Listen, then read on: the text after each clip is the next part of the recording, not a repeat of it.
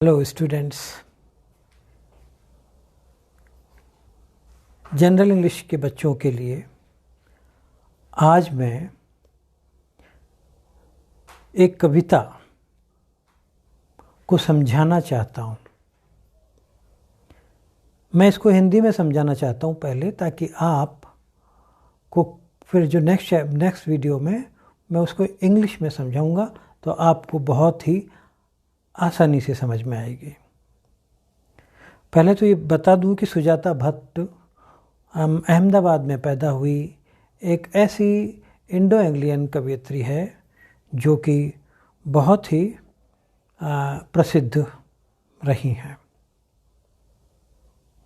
जैसा कि टाइटल बता रहा है, ये आपके जनरल इंग्लिश की एक किताब है जिसका नाम है एसेंशियल लैंग्वेज स्किल्स।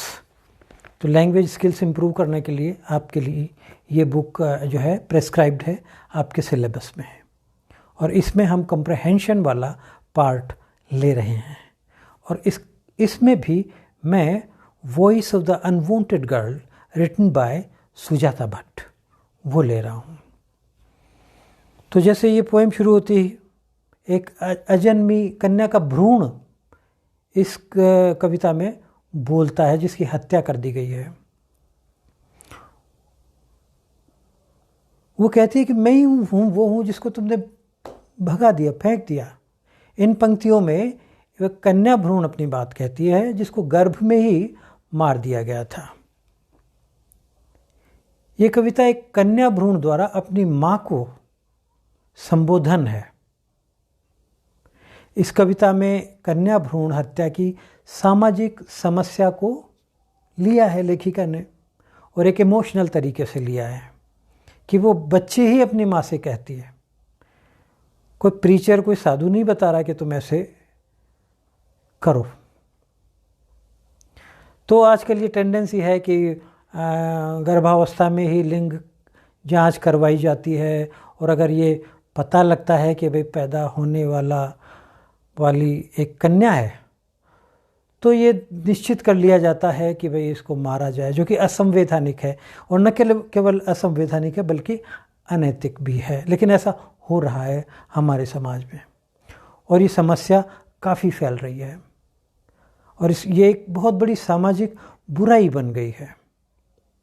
तो जिस कविता को हम समझने जा रहे हैं उसमें कवयित्री ने उस कन्या भ्रूण के दर्द को दर्शाने का प्रयास किया है, जिसको ये पता चलता है कि वो अपने माता पिता की पसंद नहीं है।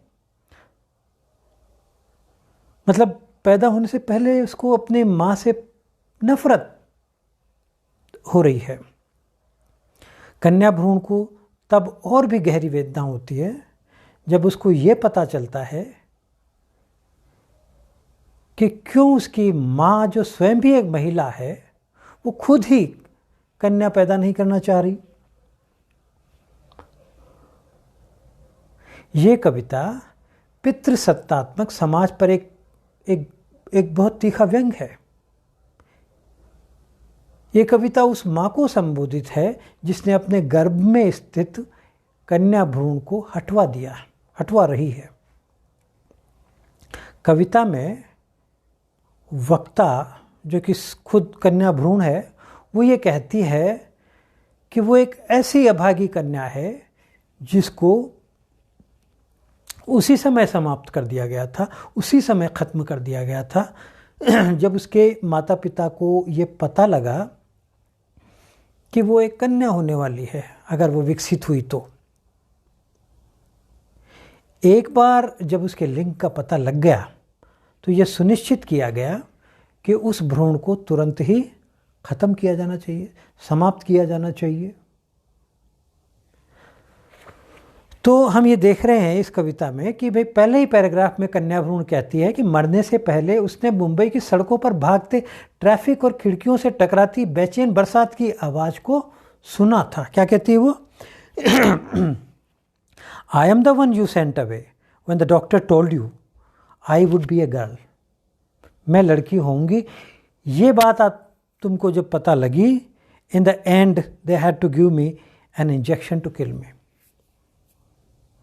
तो वो कह रही है कि मैंने इन आवाज़ों को सुना, लेकिन मुझे अफसोस है कि उन आवाज़ों को अनुभव करने के लिए वो जिंदा नहीं रह सकी। वो शायद ये कहना चाहती है कि उसके माता पिता भले ही मुंबई जैसे बहुत ही डेवलप्ड स्टेट शहर में रहे, बहुत ही विकसित शहर में रहते थे, फिर भी लिंग भेद की मानसिकता से बाहर नहीं निकल सके। तो ये कह रही कि मुझे इंजेक्शन दे दिया गया and I was killed, I was murdered. यहां कवित्री ये बताना चाहती है कि विकास का आधुनिकीकरण से कोई संबंध नहीं है। मेंटल डेवलपमेंट भी होना जरूरी है ना। शहर चाहे कितने भी विकसित हो जाए, लेकिन यदि दिमाग विकसित नहीं हुआ, दिमाग आधुनिक नहीं हुआ, तो वो विकास किस काम का। तो कन्या भ्रूण अपनी स्थिति का बयान करते हुए कहती है कि उसको उसकी माँ ने गर्भ से निकाल लिया, उसकी माँ के गर्भ से निकाल लिया गया और उसके मृत अवशेषों को ऑटोप्सी कक्ष में रख दिया गया। वो कहती है कि before I died I heard the traffic rushing outside, the monsoon slash, the wind sulking through your beloved Mumbai, but वो कहती है वहाँ उसके शरीर का, या यूँ कहें कि उसके अवशेषों को सभी के द्वारा, मतलब ऑटोप्सी रूम में रख दिया गया और सब ने वो इग्नोर किया, अनदेखा किया, क्योंकि वो अब किसी की नहीं थी। और प्रयोगशालाओं में इन्वेस्टिगेशन यानी जांच पड़ताल और स्टडी के लिए रख दी गई थी, उसकी कोई आवाज़ नहीं बची थी। No one wanted to touch me except later in the autopsy room when they knew my mouth would not search for anything and my head could be measured. वो कहती है कि मृत भ्रूण एक कटे हुए अनार की तरह वहाँ रखा था। एक ऐसा अनार था जिसको किसी ने छूना पसंद नहीं किया, खाना पसंद नहीं किया। यहाँ वो भ्रूण ये बताना चाहती है कि उसकी किसी को परवाह नहीं थी। I look like a sliced pomegranate, pomegranate यानी अनार। उसको बहुत दुख तो तब हुआ जब स्वयं उसकी माँ ने गर्भ नष्ट करने की सहमति दी। तो इसे आहत कन्या भ्रूण अपने परिवार के सदस्यों के चारों के मतलब उन पे चेहरों पर मुक्त भाव को देख करके कि वो जब वो मार दी गई तो वो परिवार के सदस्य बड़े शांत नजर आए। ये देख करके वो ज़्यादा दुखी होती है। मृत भ्रूण अपनी माँ से शायद ये कहती है कि वो अपनी माँ के सपनों में अब नहीं आएगी, क्योंकि अब वो उसके घर से निकल चुकी है। वो अपनी माँ की अंतरात्मा के बारे में कुछ सवाल करती है और कहती है कि अपनी निष्ठा को वो क्यों नहीं समझ पाती। वो अपनी मृत्यु के लिए, जो भ्रूण है वो अपनी मृत्यु के लिए अपनी माँ को जिम्मेदार ठहराती है। वो कहती है कि अब वो किसी के गीतों का हिस्सा नहीं रहेगी, किसी के जीवन का हिस्सा नहीं रहेगी, किसी की यादों में नहीं बसेगी। वो अब पैदा नहीं होगी, दोबारा पैदा नहीं होगी, वो अब खत्म हो गई है। दूसरे लोगों की तरह वो बड़ी नहीं होगी, वो खेलेगी नहीं, क्योंकि उसकी माँ के द्वारा उसका जीवन छीन लिया गया है। वो अपनी माँ पर आरोप लगाती है। वो कहती है कि उसने यानी उसकी माँ ने अपनी अजन्मी बेटी को मृत लोगों की दुनिया में भेज दिया, एक ऐसे संसार में भेज दिया जहां से लौटकर कोई नहीं आता है। वो चाहती है, क्या चाहती है? वो ये चाहती है कि उसकी माँ अपने कारनामों का सामना करे।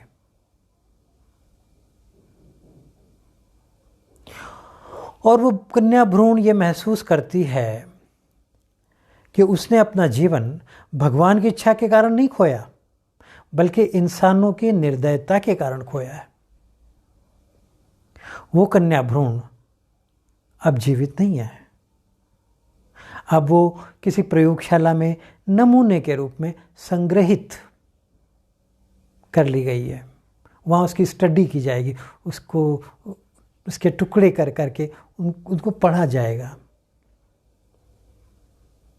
वो ये चाहती है कि उसकी माँ कभी उसको देखे और अपनी अंतरात्मा की फटकार सुने। वो अजन्मी कन्या अपने लिए और अपनी जैसी अन्य कन्याओं के लिए इंसाफ चाहती है। वो चाहती है कि जितनी भी आगे ऐसी बहुत सारी कन्याएं होंगी जिनका जन्म से पहले ही जिनके लिंग का पता लग गया भ्रूण अवस्था में ही,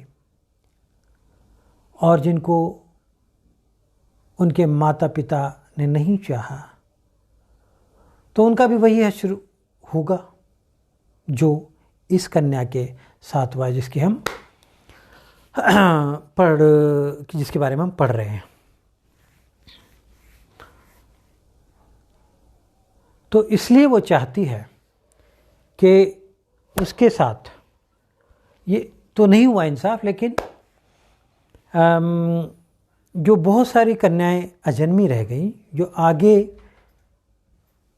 कम से कम उनके साथ तो ऐसा अन्याय ना हो जैसा इस कन्या के साथ हुआ है। धन्यवाद।